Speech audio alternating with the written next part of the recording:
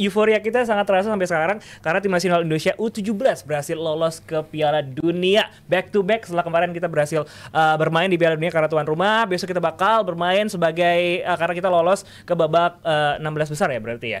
Oke, kita akan masuk ke Timnas Day.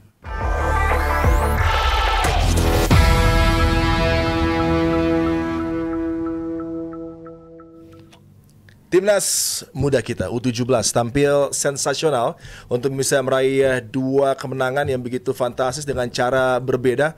Bagaimana sistem permainan yang dipertunjukkan oleh Coach Nova Arianto dan para pemain muda kebanggaan kita gitu kan, dengan Korea Republic dengan approach yang mungkin sedikit defensif, tapi ketika menghadapi Yemen dengan front foot start ini membuat sepertinya kaget juga Yemen, dan akhirnya 2 kemenangan yang mengantar kita ke World Cup U17 yang akan berlangsung di Qatar pada bulan November. Ini menjadi satu prestasi yang luar biasa, automatic qualification Sabto yang sudah diraih. Jadi ada 2 outcome yang positif ya.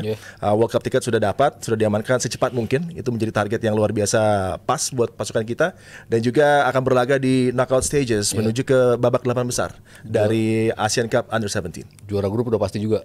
Karena either Yaman or Korsel kalau 6 poin tetap di bawah kita karena head to head yang dihitung ini di sini. prestasi luar biasa di Asian Cup luar Under biasa. 17. Ya. Artinya kalau kita bicara di kompetisi ini lawan yang bisa ditemui kalau Tajikistan atau North Korea atau bahkan Oman. Kemarin ternyata Oman bisa ngalahin Tajikistan itu, walaupun Tajikistan Oman lawan Iran ya menang juga 3-2 kan. Iya. Itu ngeri juga sih. Semuanya punya peluang dari grup ini untuk lolos gitu. Cuman ya gue sih hats off buat Coach Nova ya. Ini pelatih yang memahami betul kekuatan setiap personel yang ada dalam timnya. How dia menyusun starting 11-nya, bagaimana pemain penggantinya, berapa menit pemain penggantinya ini main. Si Fandi Ahmad main untuk digantikan juga di babak kedua. Dalam 2 game ya. Dalam 2 game. Dia tahu lo butuh dia untuk ngapain. Dia butuh memang untuk ngedelay bola, untuk jadi pemain yang menarik back-back lawan sehingga bisa ngebuka ruang buat pemain-pemain lain. Jadi ya understanding setiap personel. Kalau UK bilangnya bahkan ukuran celana dalam aja mungkin tahu dia. Coach Nova saking dia taunya personel-personel setiap timnya. Jadi ya pendekatan melawan Korsel, orang bilang dia main defensif. Ya iyalah lawan Korsel gitu. That's how you do. That's how you mencoba untuk bisa get something dengan bermain defensif. Korea Selatan mau nyiptain berapa peluang kek, tapi ya nggak bisa ngapa-ngapain, percuma gitu. Sementara kita tiba-tiba dapat penalti dan kita bisa menang. Itu kan suatu bukti bahwa pendekatan game terhadap Korsel, gue harus bermain seperti apa, defense setup gue seperti apa, counter gue seperti apa, dan semuanya tereksekusi dengan sempurna. Pergantiannya pun untuk bisa main bertahan terus selama 90 menit tereksekusi dengan sempurna. Lawan Korea Selatan kita menang. Lawan Yemen menjadi salah satu momen yang gue tunggu setelah lo main defensif. Gimana ketika lo memegang bola gitu. Yemen punya kemampuan transisi yang bagus. Pemain nomor 5 kaptennya yang Al-Harash kemarin, terus satu lagi pemain nomor 10 kalau nggak salah, itu juga punya kemampuan untuk transisi yang luar biasa.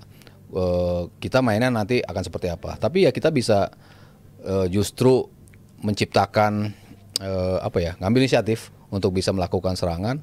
Kita tahu dari mana kanal-kanal yang kita manfaatin, dan yang terpenting adalah gimana pemain bisa manfaatin pressing ketika di luar sedikit kotak 16 meter dari lawan.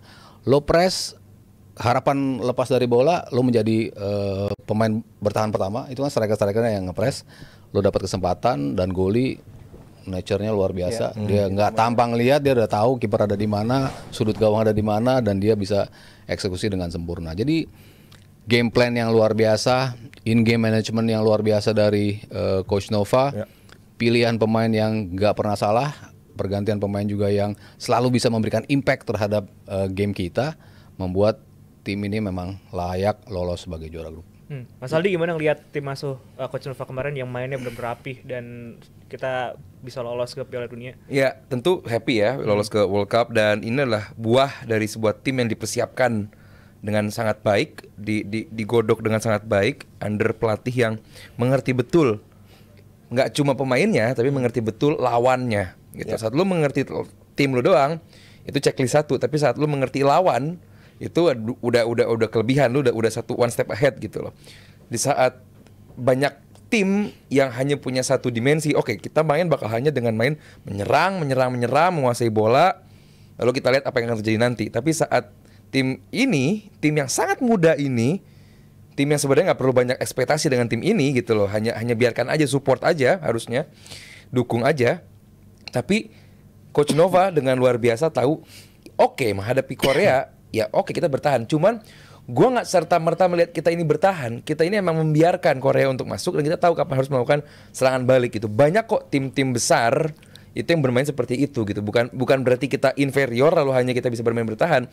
Itu bagian dari taktik, Zuf. Itu bagian dari taktik dan itu benar-benar dieksekusi dengan baik, nggak cuma oleh Coach Nova tapi dengan pemainnya juga gitu loh.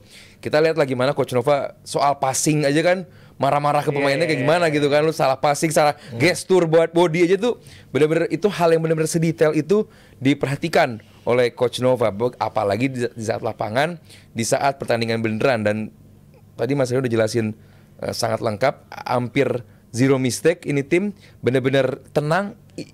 U17 mudah banget gitu loh, belum saatnya atau belum harusnya dikritik, diperhatikan se-aware itu. Cuman kita bisa melihat bahwa di umur segitu pun mereka udah menunjukkan kualitas sepak bola, pemahaman ini yang berbeda Indonesia berkali-kali dengan negara-negara luar adalah knowledge mereka dengan pemahaman mereka soal sepak bola, karena mereka bermain di liga di umur mereka gitu.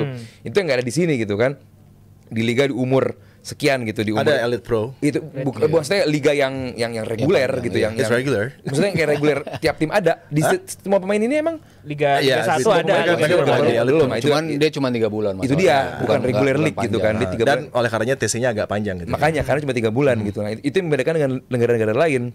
Kayak tim-tim event Thailand pun gitu kan ada gitu loh, maksudnya yang mungkin U17-nya atau ya itu yang membedakan kita dengan negara luar. Nah, ini yang membuat kita menjadi sedikit bangga bahwa tanpa liga yang satu musim pun kita bisa menyiapkan sebuah tim yang seluar biasa ini gitu. Jadi buat gua, biarkan tim ini berkembang, biarkan Coach Nova cooking this team, karena buat gue luar biasa. Dan soal oke, kita masuk World Cup tanpa jadi tuan rumah, ya kenapa, emang bagus performanya, ya udah support aja. Untuk U17 setiap pemain bisa tampil belasan kali, itu kan memang udah luar biasa jam terbangnya ya. Tim ini udah dipersiapkan, mereka bermain rata-rata capsnya udah belasan di usia U17, itu kan nunjukin ini tim ini memang persiapannya udah sangat matang gitu. Kita bicara di AFF U16 kalah di semifinal lawan Australia. Tapi 10 pemain dari menit ke-20 bisa cetak 3 gol. Kita kalah 5-3, kita menang peringkat ketiga.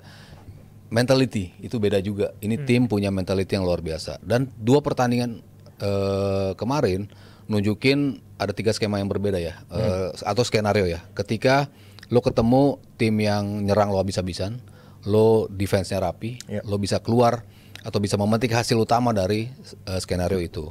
Lalu lawan Yaman, lo bisa langsung unggul 2 gol. Skenario di mana kita build up serangan. Lalu ketika momentum pindah ke Yaman cetak gol lewat penalti, agak sedikit shaky, tapi kita bisa come up dengan idea yang bisa balikin lagi pertandingan itu. Skenario ketiga lagi, kita bisa nambah 2 gol. Jadi ini tim dari sisi berbagai macam skenario sudah dihadapi. Jadi ya pengalamannya begitu berharga dengan 2 lawan yang sudah kita hadapi. Ya nanti ketika lawan Afghanistan, katanya kan Coach Nova akan merotate pemain, memberikan kesempatan buat pemain-pemain lain untuk tampil. Mungkin kalau ada skenario Afghanistan golin duluan lalu kita bisa balikin lagi, berarti kita dapat lagi nih skenario ketika nanti di quarter finals, even semifinals ataupun finals, kita sudah punya amunisi. Ya. Dan kita akan lihat potential line up yang akan ditampilkan dengan tentunya rotasi ya, karena sudah mengunci kelolosan bagi Coach Nova, tapi ini masih belum ada perubahan yang signifikan. Al-Ghazani, Putu Panji, mungkin Matthew Baker yang akan diistirahatkan. Tapi kalau kita lihat base-nya dengan Nova sebagai background-nya defender, maka ini menjadi kekuatan utama dari squad ini adalah defense. Dan kita lihat bagaimana Matthew Baker bisa nyaman, Putu Panji, Al-Ghazani tidak terlepas dari peran misalnya Evander Florasta di posisi gelandang. Pun juga dengan satu nama yang membuat saya juga terkesima adalah Nazril. Nazril masuk di lapangan tengah, begitu dewasa, penampilannya, bahkan ini berpotensi mungkin untuk ke level senior nanti. Ini menjadi satu kelebihan yang dimiliki oleh pasukan Garuda Muda. Pun juga dengan kedua flank Fabio Aska, Daniel Alfredo juga begitu eksplosif, dan itu terbukti di game menghadapi Yemen. Iya, Fabio sama Daniel luar biasa sih kemarin penampilannya. Walaupun Daniel sedikit satu step telat mulu gitu dalam ngambil bola gitu, akhirnya kesalip sama back lawan walaupun dia startnya udah unggul gitu.